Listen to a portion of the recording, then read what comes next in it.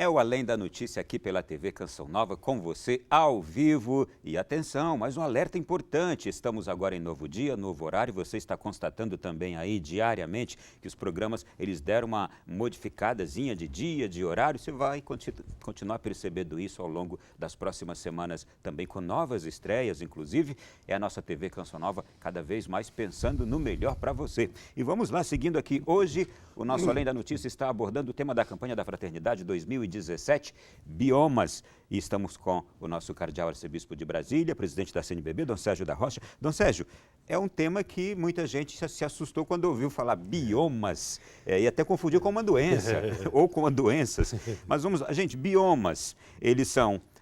os biomas brasileiros, e aliás o Brasil é um dos países mais ricos em biomas no mundo. Nós temos aqui 6 biomas: Amazônia, Caatinga, Cerrado, Mata Atlântica, Pampa e Pantanal. E como é que a gente explica? O que são biomas para as pessoas mais simples?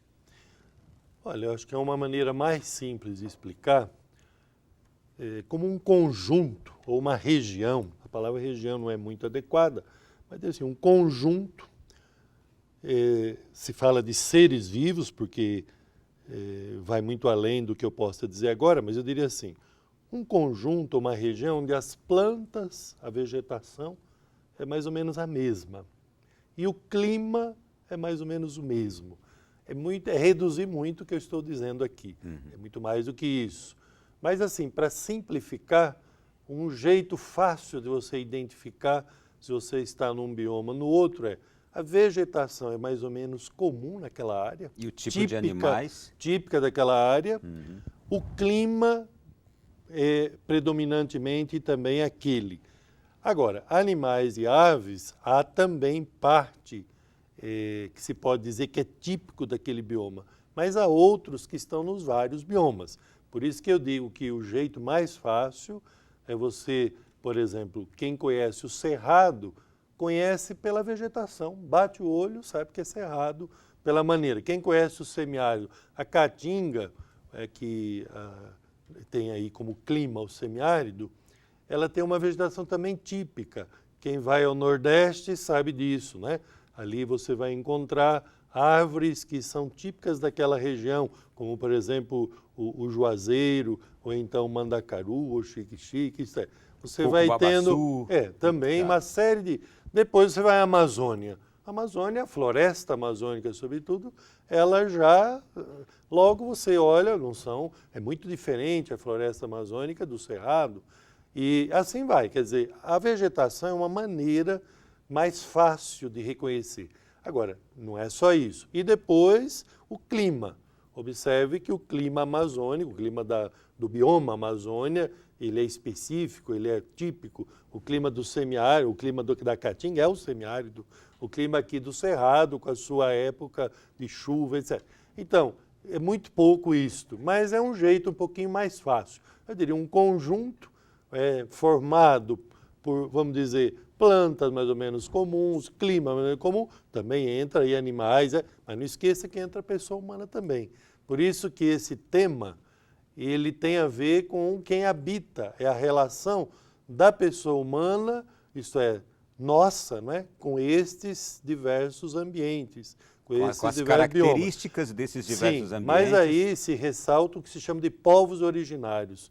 Quem vai ler vai perceber que na apresentação dos biomas sempre tem um item a respeito de quem é que habita ali há mais tempo e cuida daquele bioma, e preserva e defende.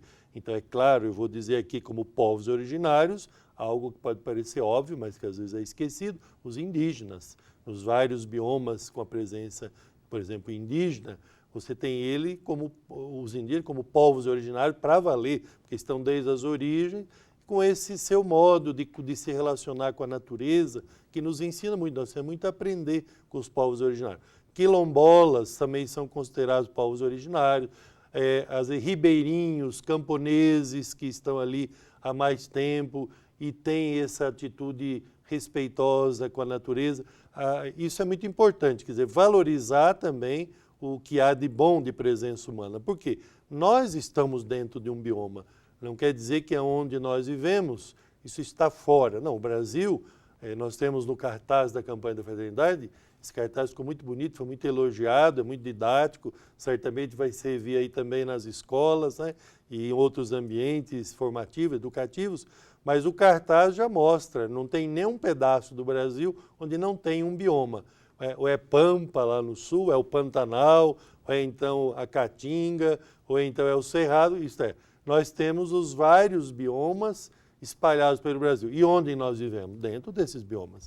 Então, por isso é que tem que pensar no que nós estamos fazendo. E o Brasil é cobiçado, é admirado justamente por causa dessa variedade e quantidade de seres vivos em todos esses biomas. E seres vivos se fala tanto de plantas quanto de animais, de seres humanos também.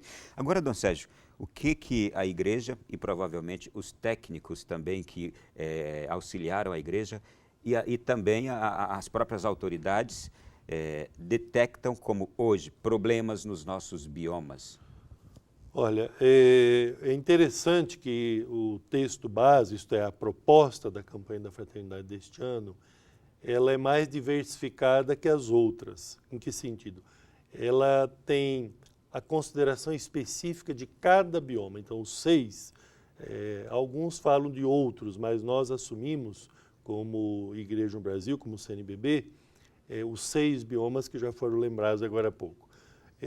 Cada um desses biomas tem características próprias e também tem problemas próprios.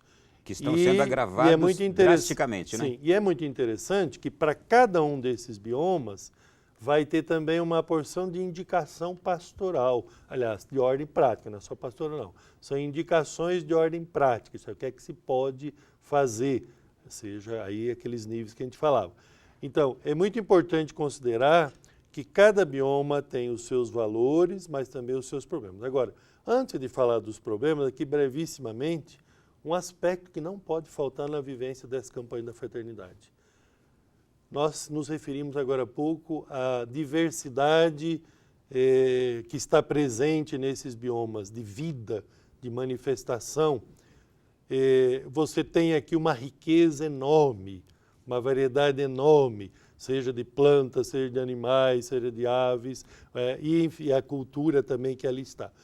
Isso tudo deve ser motivo de louvor a Deus. Qual é a nossa primeira atitude diante desse tema da campanha da fraternidade? Louvar a obra do Criador. Na verdade, é isso que nós estamos querendo. Nós queremos bem dizer a Deus como fez São Francisco. E a fraternidade que transborda os nossos círculos mais próximos de relacionamento e envolve a natureza. São Francisco chamava de irmão, de irmã, as criaturas, isto é um jeito carinhoso, respeitoso de tratar da natureza, de cuidar da natureza. Então, essa é a primeira atitude. Então, antes dos problemas, não esquecer disso. Nós temos esse ano, primeira atitude nossa, louvar a Deus contemplando a obra do Criador. Quer dizer, isso é testemunho de fé, porque muita gente testemunha a beleza da natureza, mas não como obra do Criador. Aí que está a diferença no olhar da fé. Aí que está a contribuição da igreja nesse tema. Porque eu não vou dizer só da beleza da natureza, da riqueza da natureza que ela está. Vamos sim, mas dizendo com este olhar de fé sincero e baseado na palavra de Deus, que tudo isso é obra do Criador. É a casa que Ele nos deu, a casa comum. E aí vem a atitude que é proposta, o cultivar e guardar a criação, que está lá no livro do Gênesis, no relato da criação, na narrativa ali da criação, Deus que coloca o homem e a mulher no jardim para cuidar, para cultivar e guardar, não para destruir. Aqui que vem então a sua pergunta, eu diria, ao invés de eu dizer cada bioma o seu problema, pode ser lido aqui depois, ou alguém pode conhecer melhor esse tema de outro modo, hoje é fácil ter esses dados, mas eu diria assim, o grande risco é destruir a obra do Criador. Isso é uma loucura. Primeiro porque nós destruímos a própria casa. O ano passado, o tema da casa comum, ele apareceu mais claramente, mais diretamente, porque o Papa Francisco tinha acabado de nos oferecer a preciosidade que foi aquela encíclica a respeito do cuidado da criação, do cuidado da casa comum, chamada Laudato Si. E aqui eu vejo também de extrema importância esse aspecto, porque hoje nós temos autoridades em âmbito mundial que estão dizendo que não tem nenhum problema hoje no meio ambiente. É lamentável. Por quê? Não precisa ir longe. O que eu queria dizer? Nós somos convidados a cuidar da obra da criação, a cuidar da casa comum. Só que você sai por aí, você vai vendo como essa casa comum está sendo destruída. E aqui entra um nível também mais próximo da gente. Aquilo que nós estamos fazendo. Eu dou um exemplo, a história do desmatamento. Se olha, claro que é verdade, tem que olhar com preocupação para aquelas situações onde o desmatamento é algo gritante, às vezes até mesmo objeto de interesse, de lucro, enfim, gente que não quer saber de preservar nada, só está interessado em ganhar muito, então ambição, etc., que vai destruindo. Mas também tem o que cada um vai fazendo. Uma pessoa, se não cuida, vai destruindo, ela vai desmatando ou destruindo o pouco que pode existir onde ela mora, onde ela reside, ali no seu meio ambiente. A questão do lixo. Quanto lixo espalhado na natureza? Aqui em Brasília, no período da estiagem, nós temos todo ano o problema das queimadas. Parte dessas queimadas, a maior parte, brota de atitude de descuido, de desrespeito com a natureza, não é um acidente, são coisas do desleixo, do descaso. Então eu diria, nós estamos destruindo o bioma, seja ele qual for, né? Nós estamos destruindo a obra do Criador, nós estamos destruindo a nossa casa. E ninguém de nós aceitaria que um destruísse a própria casa. Se alguém destruísse a própria casa, isso é uma loucura. E como é que nós admitimos que destruir o meio ambiente não seja uma loucura, destruir a casa comum? E é claro que aqui tem questões que vão muito além. A poluição, por exemplo, de rios, hoje o uso de agrotóxicos exagerados, que nós temos aí, infelizmente, essas situações vão, sem dúvida, destruindo a vida. Não esqueça que o tema é fraternidade, biomas brasileiros e defesa da vida. Nós, ao defender a natureza, está defendendo a vida, está defendendo o ar, a qualidade do ar, está defendendo as fontes de água, está defendendo aquela nossa casa mesmo. Então eu diria, é defesa da vida, isso é defender a vida nossa, a vida das pessoas que nós amamos e a vida mais frágil. O Papa sempre insiste que quem mais sofre com essas questões ambientais são os mais pobres, são os mais fragilizados, os mais desprotegidos. E é verdade que acabam sendo realmente as grandes vítimas desses problemas. Bom. E aí precisa sim ser levado em frente essa discussão, contando também com as autoridades. E aí eu até digo aqui, por que um tema como este está sendo proposto pela CNBB? E aí eu fui escrevendo aqui algumas coisas. As nascentes de águas em muitos lugares do nosso país não estão sendo mais preservadas e estão desaparecendo. Daí se observa agora essa escassez de água, essa crise hídrica. Aqui no Centro-Oeste já houve em São Paulo, as chuvas que caem as águas que caem das chuvas não conseguem mais encontrar lugar para que serem acumuladas e assim a gente não ter a falta da água. A gente vê acontecendo muitas doenças como essas que têm surgido ultimamente, por causa também de fatores climáticos, elevação das temperaturas, calores exorbitantes que a gente tem convivido. Aquecimento global, assim chamado. Aquecimento global, as geleiras que estão aumentando o nível do mar, a gente vê seca e falta de chuvas, assim como a gente vê chuvas descontroladamente em tantos lugares, e esses sinais que a gente aprendeu a ler, inclusive com o Criador, será que a gente esqueceu de lê-los nos dias de hoje? Acho que é a preocupação da campanha da fraternidade. A nossa preocupação primeira é essa, é um olhar de fé, não é um olhar qualquer. Tem especialistas que sabem tratar desse assunto melhor do que nós estamos tratando aqui, é claro. Mas o que é que nos motiva a tratar desse assunto?